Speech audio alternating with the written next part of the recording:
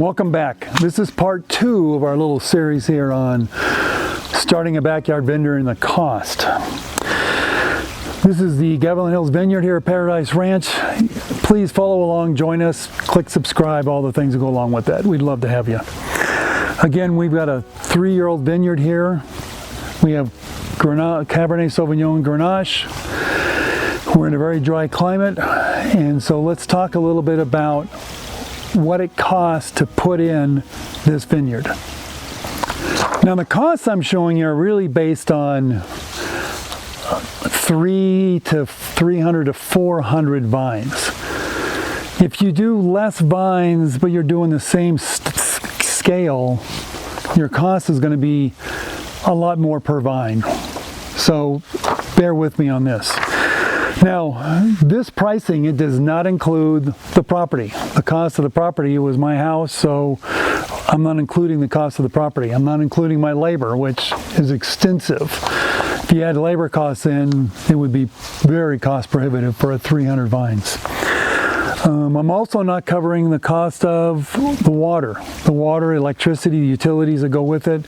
That's not included. What else is not included? One of the things I was lucky with was I already had irrigation pipe over here for the Cabernet side, and I had some irrigation on the Grenache side. It was already in place. So this doesn't cover the cost of getting water from wherever your water supply is to your vineyard. It doesn't cover that at all.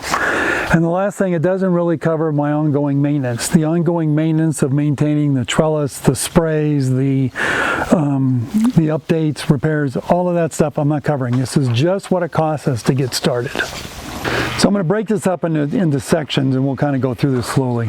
So number 1, soil and prep. You need to prep the soil. Now, I didn't do any kind of prep. Only reason I didn't was because I couldn't get a rototiller up on the hill. I tried, it physically was not going to happen. So I did some soil testing. I did soil testing in 3 locations. I did it on this side, right behind me, and over on that side. There were 3 different sections, 3 different kinds of soil. And I did soil testing to get back exactly what my soil needed.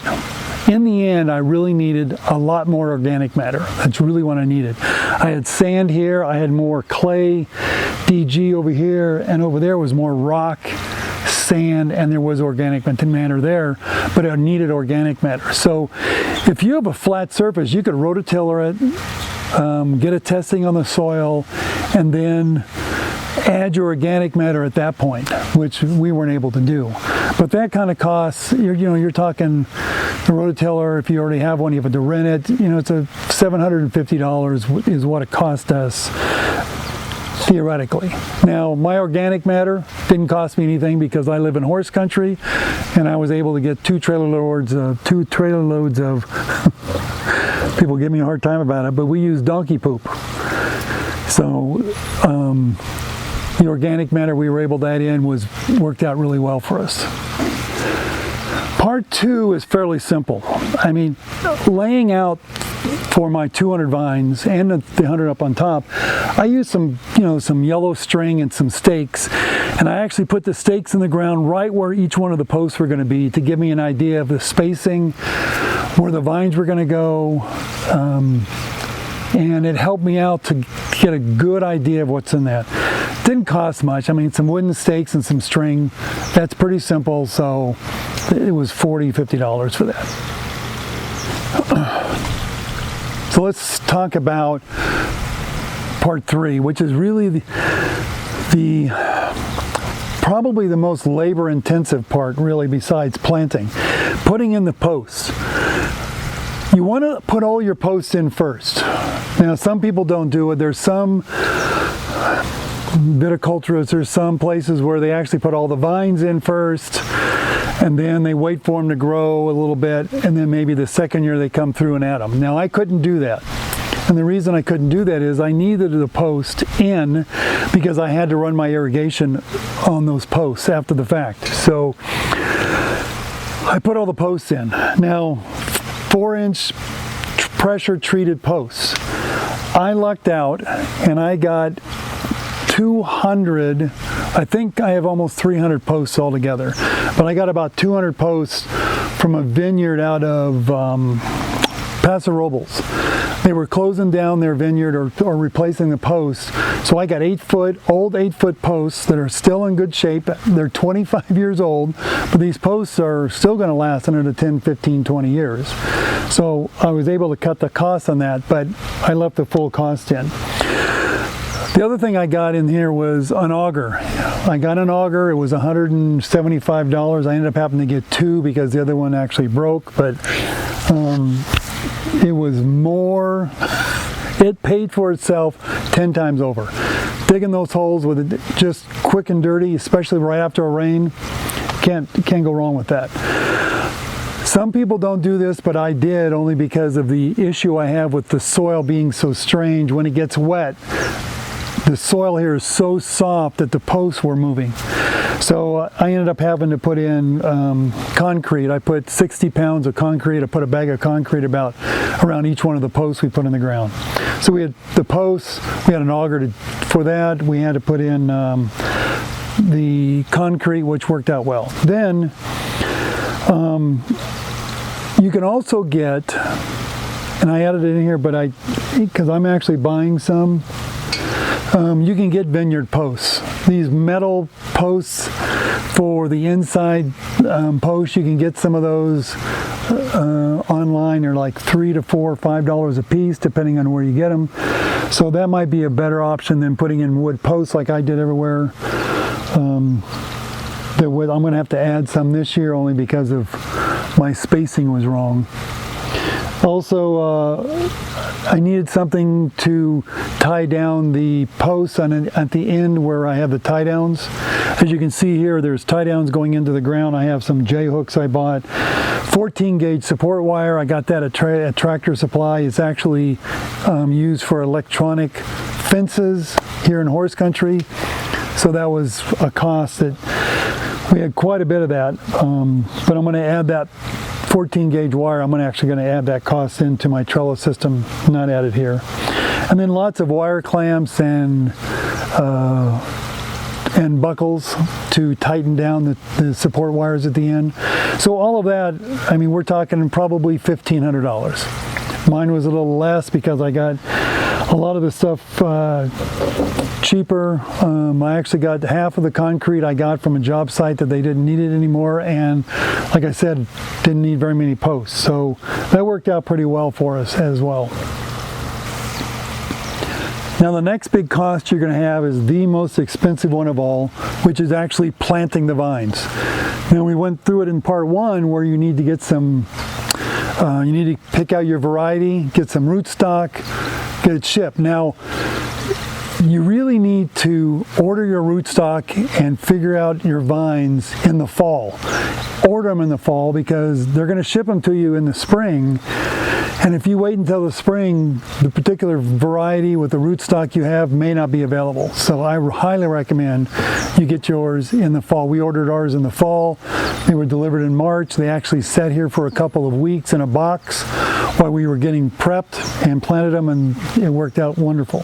So the rootstock, you can get them anywhere from, if it's $5 or $6 a piece for like 200 or 300, I'd be leery because I'm pretty sure those aren't going to be very good from what I've saw. Plan on $10 to $12 a piece for the rootstock.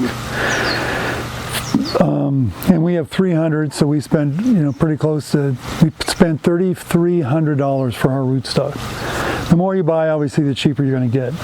You're going to need some root stimulator. There's a root stimulator out there, and I'll put a post up here for it. There's a root stimulator that people recommend all the time that you should use. It helps in the roots really taking off. So I used 1-inch watering tubes, and I'm not going to get into the watering tubes, and I didn't add the price in here because I got all the watering tubes for free. But if you look underneath every one of my plants, I've got a 24-inch watering tube. I'm not going to go into a lot of detail about the watering tubes, but these watering tubes, I cut them about 24 inches. I got a whole crap load of these off of Facebook Marketplace for at no cost. 1-inch watering tubes, but they go in the ground. I bury them in the ground like as far as I can, put a watering tube in so the water gets to the base. In our hot, dry climate, this has been a phenomenal success. Just, I think over the next year I'm going to be able to start cutting back the amount of water I have and just use the watering tubes and not put any water on top. So this is going to be great. So you have watering tube. I also put, you can look in the planting video, so the tubes are in my irrigation video I did earlier. Planting, I put in 2 pounds of crushed glass in every hole. 2 pounds of crushed glass, because I needed to keep the gophers away. This is something that's done around avocados and stuff down in Temecula, and you just encapsulate the root ball, and I don't have any problem. I haven't lost any plants to gophers. And the organic material we talked about, I didn't put it on the ground on top, but I did put it in at planting. It was 2 to 3 pounds. I was about a half a bucket of manure that I put in the ground. So I put in the root stimulator, I put in the watering tube, I put in the glass, put in the organic material, mixed it all in, planted my rootstock, and it worked out really well. And that whole part, I mean, that's what, $4,000. I mean, you're looking at $4,000 for something around 300 vines like we have. Now, this section, part 4, is for trellis. Like I said, some people put in their vines and then put in the posts. I put my posts in first, put them all in, knew where I wanted them, got them all set, then planted all my vines. And once I planted all my vines, I was able to put in the irrigation wire, and then I put in the fruiting wire, and then I waited a little while to put in the catch wires. But I put in 12 gauge wires for the 12 gauge wires with wire vices at the end for the irrigation, 12 gauge wire for the fruiting wire with wire vices at the end. The catch wires, I used gripples.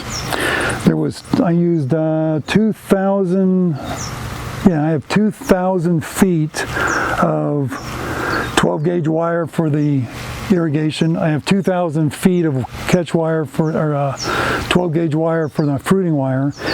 And then I'm still not done, but I'm at 8,000 feet of 14 gauge catch wire for all the catch wires, because I've got 3 catch wires that go down and come back on each row. Gripples, if you know what those are, they're used to hook the catch wires together. The gripple tool, also the wire vise that we use, and some nails. So if you add all of that stuff up, it's not bad for the trellis system, but this was probably the second most labor intensive, trying to pull all that wire. But like $1,800 or so. Okay, section number 5, irrigation. Now this is, besides planting the vines, this is the most important part of building the backyard vineyard, because in our environment here, like I said, it's 100 degrees, drought. I needed to make sure I get plenty of water to all of the vines I have. Now, just kind of give you an idea, I went through this on my irrigation side. I have about 50 to 60 vines per valve. So each valve is only really pushing about 50 vines. Now if you add it up, that's 50 vines. I have 2 gallon emitters on each one. So at any one time, I've got 1,000 gallons being dumped on those vines in an hour. So I didn't want to run a whole bunch of them. So irrigation, we've got the tubing itself, the 1/2-inch drip tubing. I was around 2,000 feet of the drip tubing. 2 gallon emitters, obviously 300 vines, 600 emitters, 2 emitters in each one, plus some 1/2-inch tubing for that, for our drip system to go into my watering tubes, to make sure it went into my watering tubes, and I'll show you some pictures of that. Tubing curls. Now tube curls, irrigation curls, there's different names for it. These things have been a godsend. These things, people wrap their irrigation with wire ties. Put wire ties out, a year into it, those wire ties are crap, they're going to break off. These irrigation curls, they're called tube curls, are phenomenal. You can get them from Drip Depot, which is on the web. You can see here these things are just wonderful for holding the tubing in place. You'll need miscellaneous connectors, you know, like sleeves and 90s and stuff like that as well. It'd take quite a bit of those. Now for the filters, I put in 6 valves, I said. 6 valves with a filter and a reducer on it because I need to reduce my water pressure from 100 pounds per square inch down to less than 30 for a drip irrigation system. So that came in quite a bit. And the last thing, which I cannot recommend highly enough, it has been wonderful. The 2 I bought are the Rainbird Wi-Fi controllers. So I have a Rainbird Wi-Fi controller just for the vineyard, and I can sit in an air-conditioned house and change the waterings for whether I want them to go 45 minutes, an hour, 30 minutes, do it 3 times a day, twice a day. I can do any kind of thing like that. I also, once this was so successful, I put it on my lawn as well, and I've got 8 controllers for my lawn, and I'm able to control that very nicely. But the irrigation, figure $2,000 for your irrigation, depending on what it is. You don't have to use the curls, you don't have to get as sophisticated as I did, but it came out very nicely, and I can really control the amount of water that I've got going into my vineyard. The last section, really, you need to have shovels, post hole diggers, hand trowels, some tools to cut the irrigation tubing, drills to drill holes through the post. There's all kinds of hand tools you need. I didn't include any of that, but that's just anybody who's a handyman or anybody's going to do this themselves has already got all those tools. So that's not bad. So if you take a recap, take a look at this whole thing. We've got soil prep, layout, installing the post, putting in whatever kind of vineyard post you want to put in. You got to plant all your vines, get them in the ground, get them ready to start to grow, put in a trellis system, and then irrigation. Now the trellis system, I use VSP. I'm using a VSP mid-cordon training system because that's what primarily everybody does down in Temecula, which is down by us. There are some friends of mine who everything is head trained. They just have it come up and it just lays on the ground and head trained. Another person is using a Dyson system and a 4 cordon system where you have 4 cordons in each one, which I'm not sure how, because he has one on this side, one on that side, and a little more demanding, I think, on the vines. But when you take all that stuff up, I mean, we're at, for our 300 vines plus 350, I've still got material left over, I've got posts left over, I've got irrigation, and I've got my vines. The vines I'm using for the additional 50, if you saw me earlier, I've got a whole bunch of mission vines that I did clippings from. I've got clippings from my Chenin Blanc up on top that I'm adding in.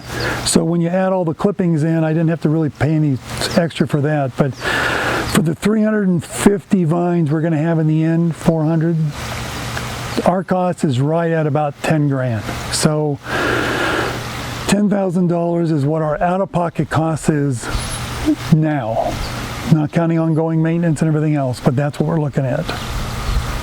Obviously, your costs are going to be a little different. If you have more vines than I do, you're crazy.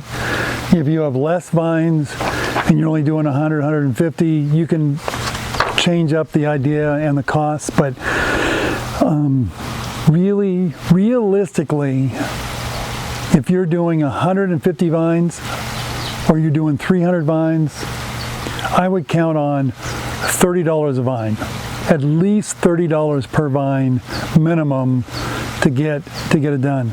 If you were to pay someone to come in and do your vines,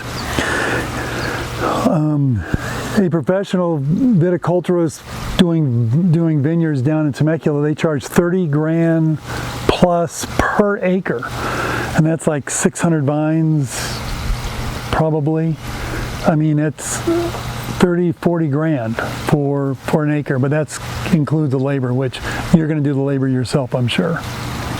Thank you for joining us. I hope that helped a bit. I know it was a little confusing and there's a lot of numbers in there, but just to kind of give you an idea of what it costs for this vineyard. let's see, if you could subscribe, hit the button, all those good things that go along with it, we'd really appreciate it. We're going to be doing a couple more videos. We've got veraison going on, so we have harvest coming up, so stay tuned. So this is Jeff, again here at Gavilan Hills Vineyard, and we're out.